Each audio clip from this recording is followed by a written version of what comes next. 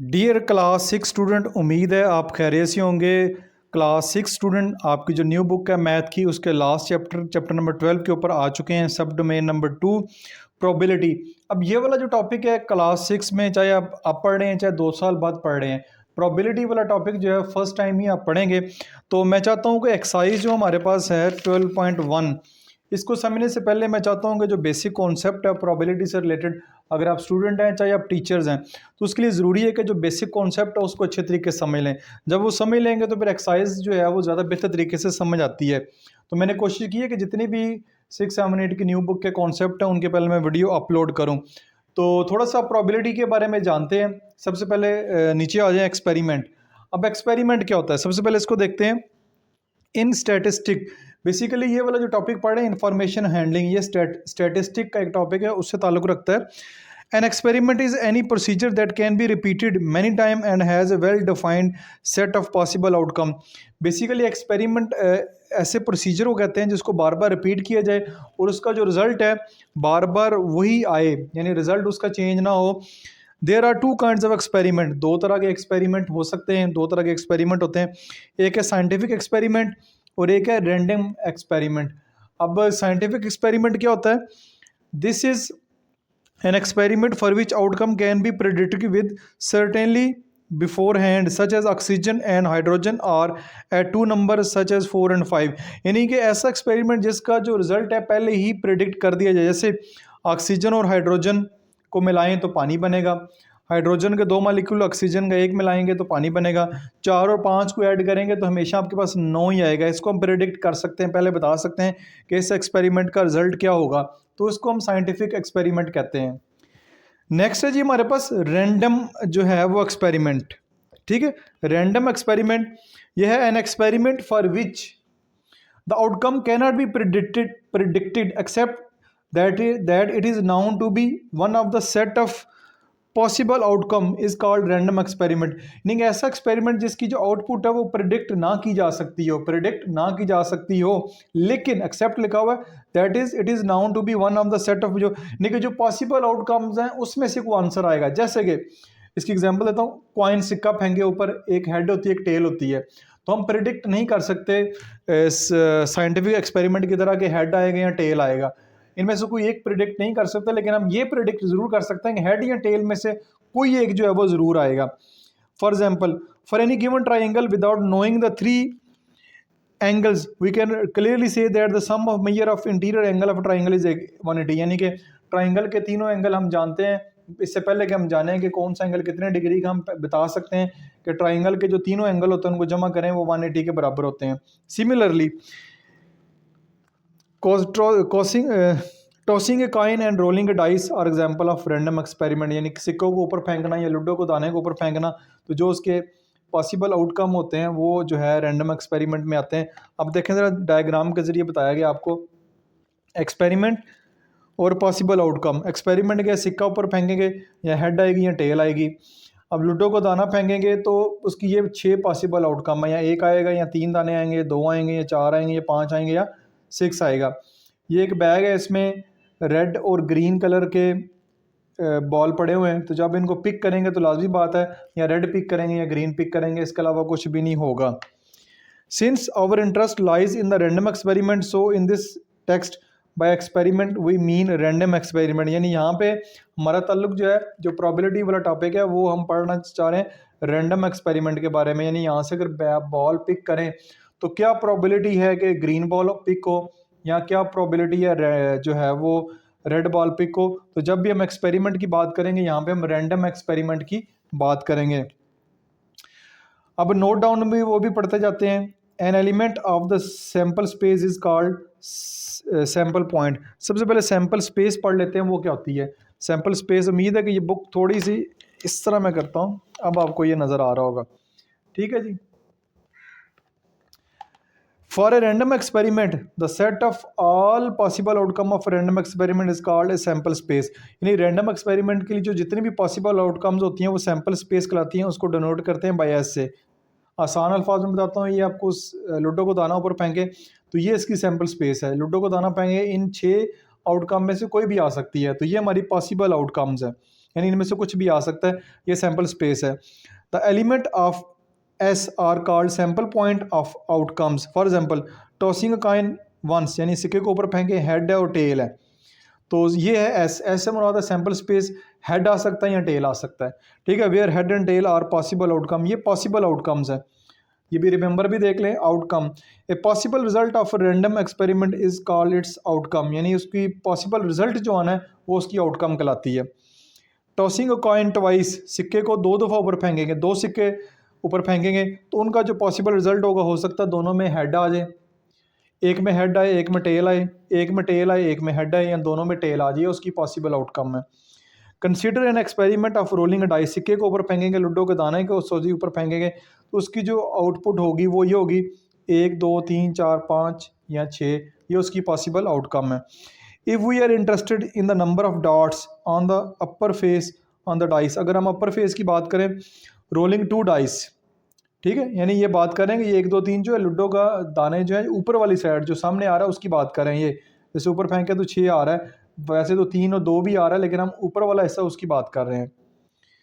Rolling 2 dice then we have sample space, अगर ludo के 2 दाने ऊपर फेंकते हैं तो ये उसकी सैम्पल स्पेस बनती है टोटल 36, यानी कि पहले में हमेशा 1 आए, दूसरे में 1 आए, पहले में 1 आए दूसरे में 2 आए, पहले में 1 आए दूसरे में 3 आए, इस तरह करके, फिर दूसरे में पहले में 2 2 आए, फिर 3 3 आए, फिर 4 4 आए, फिर 5 5 6 6, इस तरह करके ये इसकी सैम्पल स्पेस दी गई है कि लूडो के 2 दाने हों तो उसकी जो सैम्पल स्पेस बनती है वो 36 बनती है, इनमें से कुछ भी आ सकता है, ठीक है। Write down the sample space for tossing a coin 3 time, अगर 3 सिक्के ऊपर फेंक रहे हैं तो फिर उनकी सैम्पल स्पेस क्या बनती है, ये आपने खुद करना है। तो ये थोड़ा सा टॉपिक था सैम्पल स्पेस के बारे में, यहाँ पे ज़्यादा एग्जांपल सिक्के, हेड एंड कॉइन की, लूडो के दाने की जो है यही दी जाएगी, यही मोस्टली एग्जांपल जो है वो आगे 7 8 तक भी आप पढ़ेंगे। नेक्स्ट चलते हैं, जो अगली टर्म आपने इसमें पढ़नी है वो क्या होती है, वो है इवेंट। इवेंट क्या होता है, let S sample space, let S be the sample space of an experiment, any subset E of S is called an event associated with the experiment, यानी कि सबसेट से क्या मुराद है, ये एक इवेंट है, इवेंट है, ठीक है, उसकी सैम्पल स्पेस ये है, ये 2 दफ़ा हेड चाहिए या 2 दफ़ा टेल चाहिए। Is an event associated with the experiment of tossing a coin twice, there are 2 types of event. अब इवेंट भी 2 तरह के होते हैं, एक है सिंपल इवेंट, एक है कंपाउंड इवेंट, और उसके बाद फिर आगे इक्वली लाइकली इवेंट है और नॉट इक्वली लाइकली इवेंट है। ये क्या होते हैं, सिंपल इवेंट क्या होता है, an event which contain a single point of sample space is known as simple event. जैसे ये सैम्पल स्पेस है, हेड या टेल, सिक्के को ऊपर फेंकेंगे या हेड आएगा या टेल आएगी, देन इवेंट क्या होगा, head is a simple event, यानी हेड कर लें या टेल कर लें, इसमें इसमें एक ही है, सिंगल जो है इसमें पॉइंट है, सिंगल सिंगल वैल्यू है। कंपाउंड इवेंट को देखते हैं, N event which contain more than 1 point of sample space is called compound event. जैसे कि इफ़ सैम्पल स्पेस हो, 2 दफ़ा हेड है, 1 दफ़ा हेड है, फिर टेल है, या टेल है हेड है, या दोनों दफ़ा टेल है, इसका इवेंट 1 होगा, हेड हेड आ रहा है या टेल टेल आ रहा है। इवेंट 2 होगा, या हेड आ रहा है, हेड आ रहा है या टेल आ रही है, या टेल पहले आ रहा है और हेड बाद में आ रहा है। ये बात याद रखनी है, टेल यानी दो सिक्के फेंके ना ऊपर, तो पहले की टेल दूसरे का हेड, इधर पहले का हेड दूसरे की टेल, ये होता है सिंपल इवेंट। ये कंपाउंड इवेंट, यहाँ पे एक एक वैल्यू है, यहाँ पे देखिए डबल डबल जो है वो वैल्यूज़ दी गई हैं। आगे चलते हैं, नेक्स्ट है हमारे पास equally likely event. 2 events are said to be equally likely if they have equal chance of happening. मैं समझाता हूँ इसको आसान अल्फाज में, अगर उनके होने के चांसेस बराबर हों। For example when we toss a coin there are equal chance of getting head और टेल, यानी सिक्के को ऊपर फेंके तो बराबर चांस है कि यहाँ टेल आएगी या हेड आएगी। ये नहीं हो सकता कि सिक्के के ऊपर फेंके और हम कहें कि ज़्यादा चांस हेड आने के हैं या ज़्यादा चांस टेल आने के हैं। So getting a head and tail by tossing a coin are equally likely event, इसको इक्वली लाइकली इवेंट कहते हैं। When a dice is rolled then getting an odd number and getting an even number are equally likely event, यानी कि ludo को दाने को फेंकेंगे तो हम कह सकते हैं कि बराबर के है कि ऑड और इवन नंबर, ऑड नंबर के 1 3 5, इवन नंबर के 2 4 6, इनके आने के चांसेस बराबर हैं, ऑड नंबर और इवन नंबर आने के चांसेस बराबर हैं। ये होता है इक्वल लाइकली इवेंट। फिर नॉट इक्वली लाइकली इवेंट क्या होता है, इसको भी देखते हैं। An event is said to be not equally likely if one or more event are more likely to occur than other, यानी ऐसे इवेंट जिसमें ऐसा सैम्पल स्पेस या ऐसे इवेंट जिसमें किसी एक वैल्यू के आने के चांसेस ज़्यादा हों, वो नॉट इक्वली लाइकली इवेंट कहलाता है। जैसे कि if you were using a dice that always landed with 6 facing up, that would not be equally likely event. Similarly, matchbox has 6 faces but all faces are not equal likely, so each faces has different occurring value. ये जितनी भी example दी है थोड़ी सी मुश्किल है, मैं आपको बताता हूँ कि एक बैग है, एक बैग में 10 बॉल है, 2 रेड बॉल है और 8 जो है वो ग्रीन बॉल है। अब जब हम कोई बॉल पिक करेंगे रैंडमली तो ज़्यादा चांस किसके हैं? ज़्यादा चांस उसके हैं जो बॉल ज़्यादा, जो कलर ज़्यादा मकदार में है। ग्रीन अगर ज़्यादा मकदार में है, 8 बॉल ग्रीन है, यानी 8 बॉल जो है वो ग्रीन है और 2 बॉल जो है वो रेड है। तो रैंडमली पिक करेंगे तो ज़्यादा चांस है कि ग्रीन बॉल पिक करें, क्योंकि ये नंबर ऑफ़ बॉल ज़्यादा है, ये नंबर ऑफ़ बॉल कम है। हो सकता है ये भी बाई चांस यही पिक कर लें, लेकिन चांस इसके ज़्यादा है क्योंकि इसकी तादाद जो है वो ज़्यादा है। तो जिसकी तादाद ज़्यादा होगी वो उसके ज़्यादा चांस है। तो ऐसे इवेंट को नॉट इक्वल लाइकली इवेंट कहते हैं। ये थोड़ा सा मुश्किल बताया, मैंने आपको आसान करके समझा दिया है। नेक्स्ट आप आ जाएँ प्रोबेबिलिटी ऑफ सिंगल इवेंट। अब इसके फार्मूले की तरफ आ जाएँ। जो फार्मूला है, we use a formula to calculate the probability of an event to occur. How likely something is to occur happen is called probability, यानी किस के चांसेस ज़्यादा, यानी किस बॉल के चांसेस ज़्यादा हैं उसकी probability, ये बेसिकली probability है। Let S be the sample space, S से मुराद the sample space of random experiment and E be the an event. The probability that an event will occur is denoted by probability of event. ये P से मुराद है probability of event. So probability of an event इसको लिखेंगे PE। Number of favourable outcome, number of favourable outcome से मुराद है जो हम चाह रहे हैं, और टोटल नंबर ऑफ़ आउटकम जो होंगी, यानी लूडो को दाने को फेंकेंगे तो टोटल नंबर ऑफ़ आउटकम होंगी उसकी 6।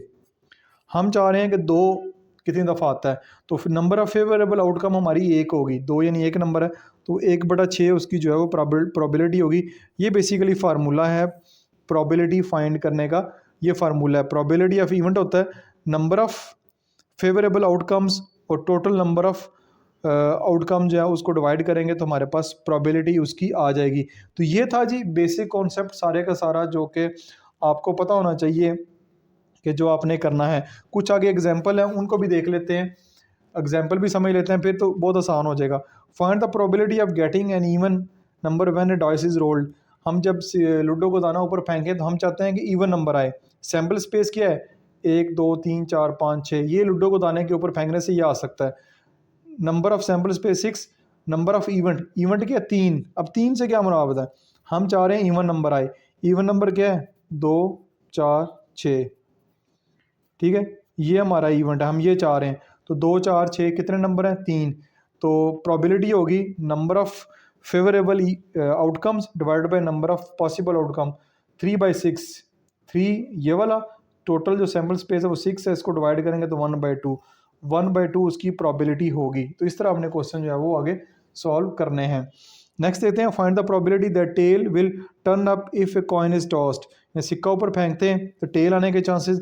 Find the probability that an odd number has shown up if a fair dice is tossed. अगर सिक्का लूडो को दाना ऊपर फेंकते हैं तो ऑड नंबर आने के क्या चांसेस हैं? पहले में सैम्पल स्पेस क्या है? सिक्का फेंकेंगे या हेड आएगी या टेल आएगी। Let a set of tail, हम चाहते हैं टेल ही आए, ठीक है। तो नंबर ऑफ इवेंट के वो 1 है, तो number of since the outcome are equal likely then we using the formula. Probability of event होगा number of favourable event number of sample space. Number of sample space 2 है, 2 ही आ सकते हैं, head आ सकती है, टेल आ सकती है। हम क्या चाह रहे हैं? हम चाह रहे हैं टेल आए, वो 1 है, तो 1/2 उसकी प्रोबेबिलिटी होगी। दूसरी एग्जांपल है, हेयर एस सैम्पल स्पेस 1 से लेकर 6 तक है, हम चाहते हैं सेट ऑफ ऑड नंबर आए, ऑड नंबर 1 3 5 आए, ये आए। तो ये कितने बनते हैं जी? सैम्पल स्पेस 1 2 3 4 5 6, 6 1 2 3 3, 3/6 करेंगे तो 1/2 आपका जो है वो आंसर आ जाएगा। को सिंप्लीफाई करना है, 1/2 है इस इवेंट की प्रोबेबिलिटी के ऑड नंबर आए जब आप ऊपर फेंके। ठीक हो गया। ये कुछ डू यू नो इन्फॉर्मेशन है, ये भी पढ़ लेते हैं, यहाँ से एमसीक्यूज वगैरह बनते हैं। If the probability of an event occurring is 0, अगर किसी भी इवेंट की जो प्रोबेबिलिटी वो 0 हो, we call it an impossible event. ऐसे इवेंट को हम इम्पॉसिबल कहते हैं जो नामुमकिन है। If the probability of an event occurring is 1, अगर किसी भी जो इवेंट की प्रोबेबिलिटी 1 है तो वो कहेंगे सर्टेन इवेंट। सर्टेन इवेंट उसने हर सूरत होना है। एक एग्जांपल और देख लेते हैं लास्ट पे। Aliza is playing card with her friend when she draws a card from a pack of 56 card numbered from 1 to 56, यानी एक कार्ड बॉक्स है जिसमें 1 से लेकर 56 तक कार्ड हैं जिसमें ये नंबरिंग हुई हुई है। What is the probability of drawing A number that is a perfect square. हम चाहते हैं कि उस प्रोबेबिलिटी बताएं कि परफेक्ट ऐसा कार्ड निकले जो परफेक्ट स्क्वायर हो। जैसे देखें सैम्पल स्पेस क्या है, 1 से लेकर 56 तक।